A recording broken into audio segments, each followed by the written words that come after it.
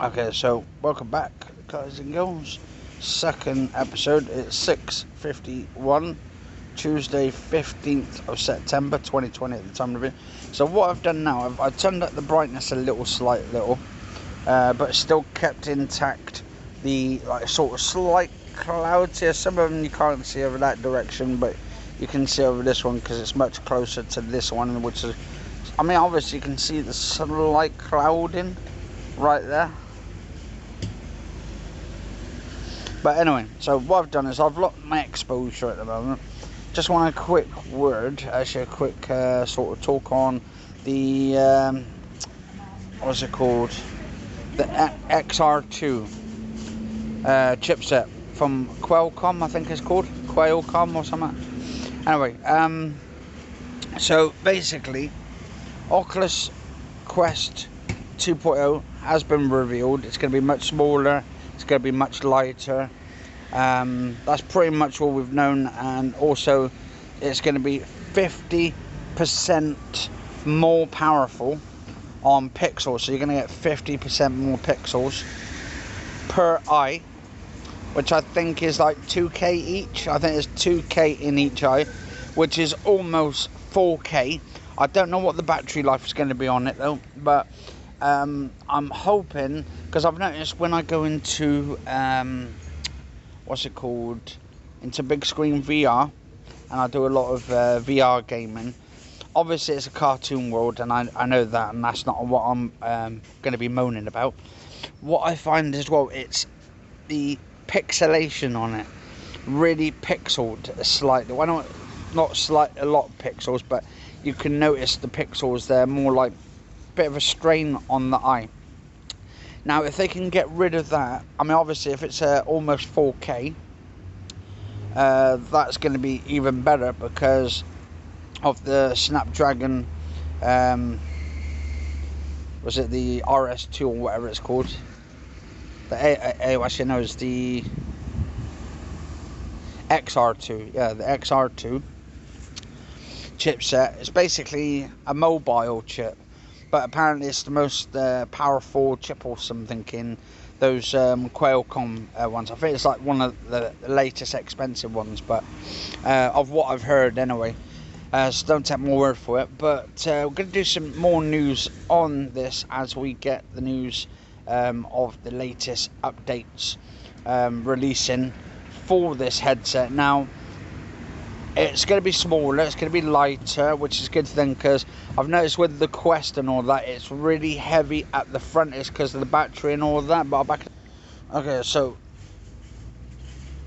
the XR2 chipsets, will we actually see in probably next year or the year after, maybe 4K in each eye, or maybe we could end up getting, I don't know, they're on about the next couple of years, we could end up getting 16K, which would be realistic in a sense, because we have that photorealistic.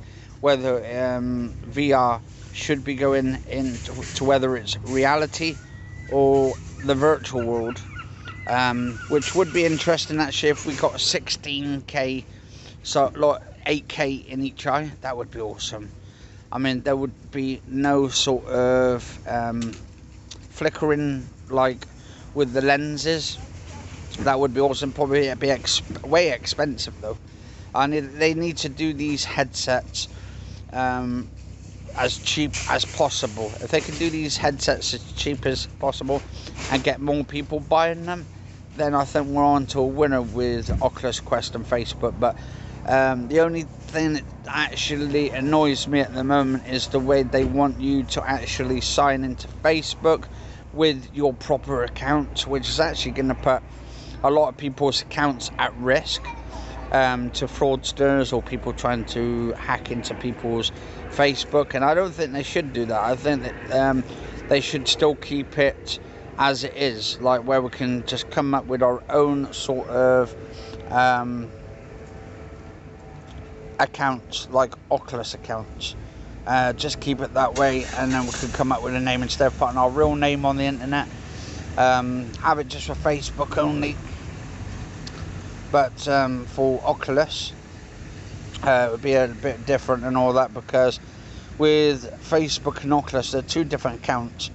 But if they're going to entwine Oculus with Facebook, if you remember that that thing was going on last year or year before, something what Facebook was doing, trying to take people's accounts, well, not taking them, but trying to sort of like use their internets and data to check on what people were doing with their Facebook accounts to younger children, audiences and all that. And I think it's like getting to that point where companies, tech companies, are trying to basically nick your data, nick your accounts and stuff, and use them and do whatever to them and all that. But I mean, I would rather actually just keep my Oculus account, so I could just sign into my Oculus rather than my Facebook and not entwine it, because they got that is it Facebook Horizons coming out with the Quest and the Oculus Quest 2. Also, I'm looking forward to the link cable coming back for the Quest 2, so that way you can plug it straight into your PC and you can actually play PC games on it. But obviously you're going to need the Oculus app again to play it, and then go into your Steam games and start playing games. So at the moment, what I've been doing with the Quest, which is absolutely awesome, but you can still see it's not as too realistic as I want it to be. I think we're all waiting for that at some point, where we want it as realistic as the real world.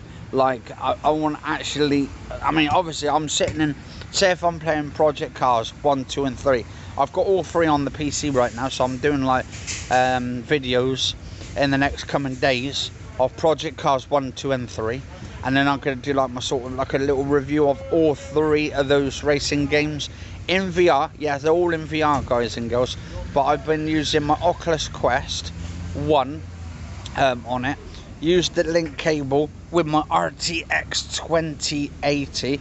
Yes, the 3080 is out, I think. Is it supposed to be in the next couple of days or something, or next week or something? There's some talks about it, I think tomorrow, I'm not too sure. There's supposed to be PlayStation 5. Now, I've pre-ordered PS5, or put a pre-order down on the PlayStation 5, but I'm thinking about cancelling that due to the fact that I want to get the Oculus Quest 2.0, which is coming now probably soon. I think, I would say, I'm hoping it comes out before Christmas. It wouldn't surprise me if they would bring it out just around the same time as the PlayStation and the Xbox Series X and the Series S, so that way they can compete that way. Obviously, I mean, there's no competition really if you think about it, because with the Oculus Quest or Oculus Quest 2, it's different platform of gaming. It's a different platform of gaming due to the fact that you're, yeah, anyway, someone's skidding out in a corner, driving really fast around corners. Idiots, absolute complete idiots. But anyway, I'm back in a second. Alright, so I'm just on the last minute and a half of my video to get to the 10 minutes. But I think with VR, I'm hoping in the next 5 years that we get to super realistic, photorealistic. We're already there with some games on the Oculus Quest where you step in and then you feel like you're actually immersed in the actual game or in the app. But I feel like we're still not really technically there as realistic as possible. Like, I want super realistic 4K footage or 8K footage all in there, so it looks like a real life sort of scene, which would be awesome. But I think we're still a long way off that yet, coming to it. But I don't know, I mean, technology seems to be catching up with us quite often, and it's coming really fast. And yeah, I can't wait for the next generations of VR headsets, like 8K ones, 4K in each eye and all that. But obviously you're going to need the technology or the components and the hardware to actually run all that in there. So like 3080, 3090 RTX cards, or maybe even the higher ones to run all those in full ultra settings, everything on there with full super sampling. But anyway, guys and girls, cheers for watching, stay safe.